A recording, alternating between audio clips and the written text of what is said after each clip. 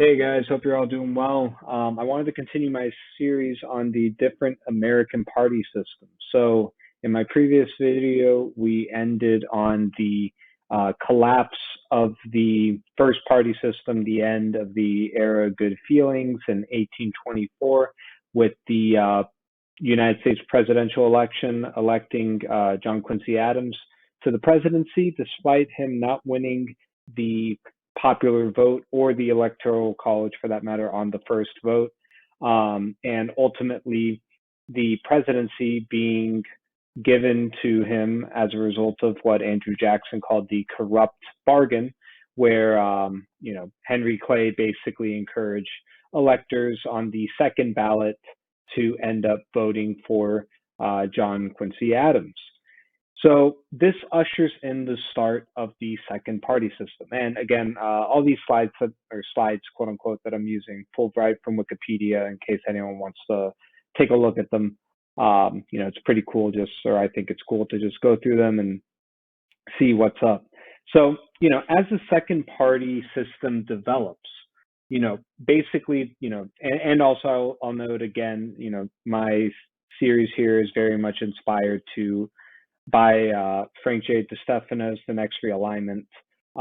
Really great book. And while I'm not being paid for any type of promotion here or anything, I think it's a really cool book. And anyone interested in like political history would really find it interesting. So, I'll definitely borrow some lines from here and let you know when I'm quoting him. The first party system was about what was the United States of America, this brand new democratic republic? What was it going to be? Was it going to be this agrarian yeoman farmer type of vision that President Jefferson had, or was it going to be this, more heavily centralized, modern, industrialized vision that the, more Hamiltonian Federalists had? And ultimately, what they ended up deciding was that you could kind of have the best worlds. Ultimately, the Democratic Republicans, they emerged like victorious, so to speak, in this first party system, but they had basically incorporated the popular elements and successful elements of the Hamiltonian and Federalist economic plan, just that, well, the Democrats or the Democratic Republicans had effectively absorbed those ideas and combined them with their own ideology. So, by 1828, this new system develops. And, what you basically have is this new overarching debate on, quoting here from The Next Realignment, was a debate over the future of that young America as it moved into the frontier. Basically they had two different visions, and ending the quote there. And basically they had two different visions. The Democrats led by Andrew Jackson had this general vision of, an America expanding across the great frontier where ordinary people would leave this government, getting rid of the, elites that had occupied, the levers of power. And meanwhile, what the, people like John Quincy Adams had and the, Henry Clay and his Whigs, what they had was this general idea that the country should be focused on modernization, growth, and reform. And that was based, Clay's like American system in opposition to that system is sort of what organized the basic contours of the second party system. Another big element of the second party system was the imposition, so to speak, of the spoils system. Andrew Jackson used, this federal patronage system, which he viewed as a way of counteracting, corruption and preventing the elites. He generally, in part of his opposition to like the national banks, was this general idea that, well, there's no job in government that a common person cannot do. And that guided his, idea behind the spoils system. In practice, I think many other historians would say that the spoils system resorted in a lot more corruption and resulted in a lot more corruption than, a more, I guess, technocratic, meritocratic system may have resulted in.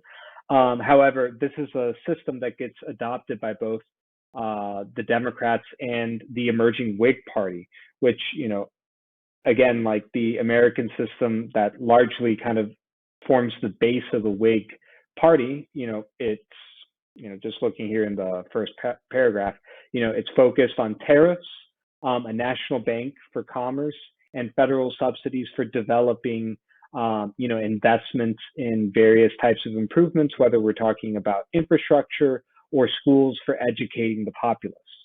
And, as we, emerge into the second party system in 1828, Andrew Jackson, he launches his war on the second bank of the United States, ultimately with the bank having to dissolve in 1836.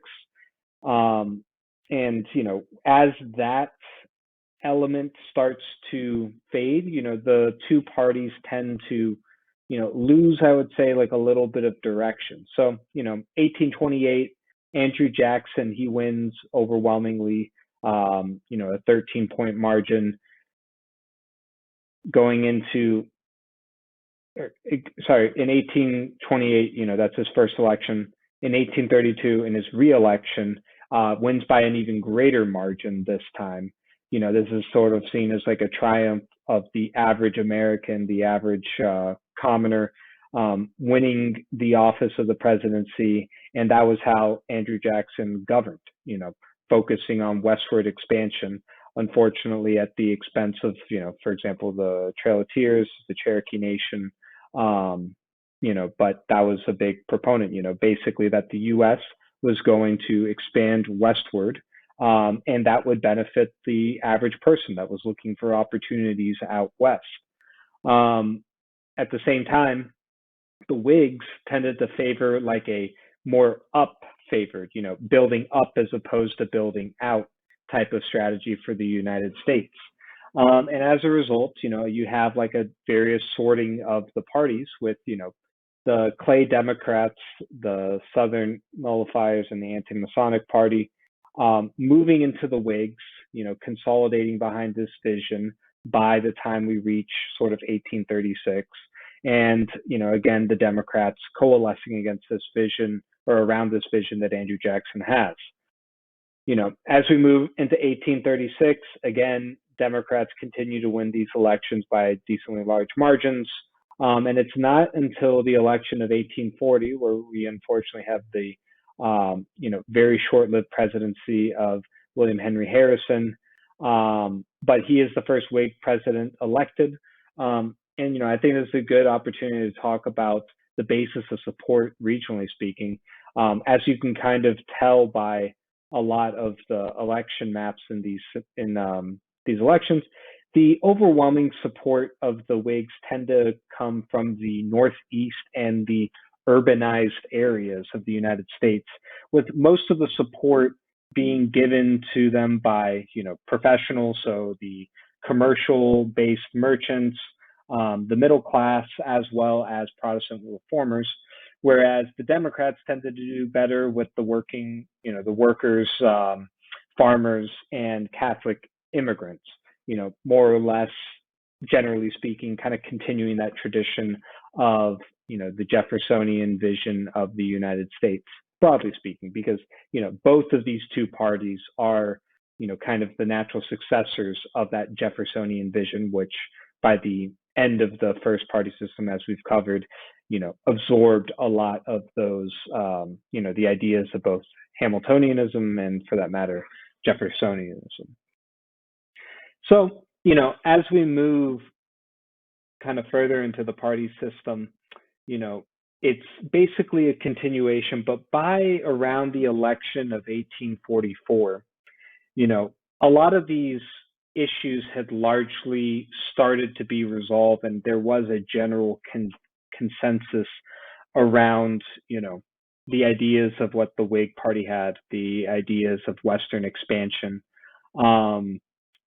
It basically, the debate of the era of, how this, how our United States of America would be as it moves west had largely been resolved, because the Democrats now were increasingly in favor of of modernization of these infrastructure investments. The American system had largely been implemented, just now it was being done, now it had been implemented, now it was being continued by both Democrats and Whigs. And as that happened, as it kind of gained acceptance by both parties, although albeit to different extent, the main guiding debate was largely resolved of these two parties. And as we move into the Mexican-American War that occurs from 1846 to 1848, all of a sudden now you kind of start to see the unraveling of this party system, which begins in 1952. And, I'm going to basically leave it there. But, I just wanted to end on the note that as new issues begin to arise in the United States at the end of this party system in, late 1840s, early 1850, or in 1852, you have the rise of the importance of slavery, of nativism, of, generally speaking, moralism as this new, another thing I didn't really quite touch on was this burst of, religious revival during this time as well. It inserts new elements of the national debate that the second party system wasn't really well suited to resolve, because as we said, the second party system largely resolves about how is this new country going to grow? Is it going to modernize, or is it going to be just focused on, westward expansion? And basically, again, sort of similar to the first party system debate, they basically decide that you can have both. You can incorporate both these elements, and that results in the second party system eventually dissolving, especially as you have this westward expansion, and now the issue is, what do we do with slavery? How are we going to resolve this issue? And that's ultimately what brings the second party system to its end, because without, the previous debate really being relevant, neither the Democrats or the Whigs, for that matter, especially the Whigs, they were not really suited to have this debate. And that results in really what is the most destructive realignment of the party systems, and unfortunately led the United States to its Civil War in 1861. So anyways, I will end it there. One last thing I want to note about the second party system that I forgot to mention is that this is also a time, in part with this kind of religious revival, of intense interest in American electoral politics. Again, I'll kind of go here starting in our very first slide, and apologies for this being disorganized, but we have, with the end of the first party system, 27% participation, up 16 or up 17 points since the election of James Monroe, which was basically uncontested. Now, as time goes on, we see in 1828, participation go up to 58%. By 1836, again, we're at 58%. 44, we are at 79% electoral participation. 48, 73, and 1852, about 70%. This is a time of the popularization of American politics, which, when we think about, our recent electoral politics, it's been relatively common to see, around, 50, 55% participation, with the exception of the election of 2020, where it, went into kind of the mid 60s. This is, in that sense, obviously, politics are very restricted during this time. It's most, no women cannot vote.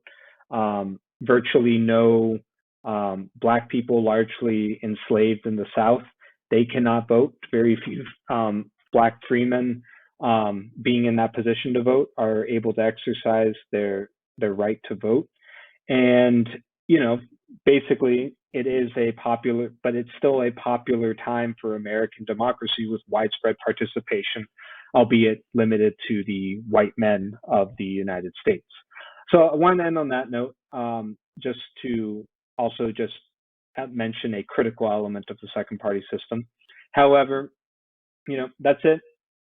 I'll leave it here on that note with the second party system debate beginning to end as slavery and as the expansion west results in the question about what we are to do with slavery and how should we deal with its expansion or not to expand it further west. And the next video will cover the collapse of the Whig Party and the dissolution of the second party system as we enter the third party system. Anyways, I'll end it on that note. Thank you guys for watching. Hope you have a good one. And as always, feel free to like, comment, subscribe, and to let me know of any other types of videos you're interested in. Thanks again. Bye.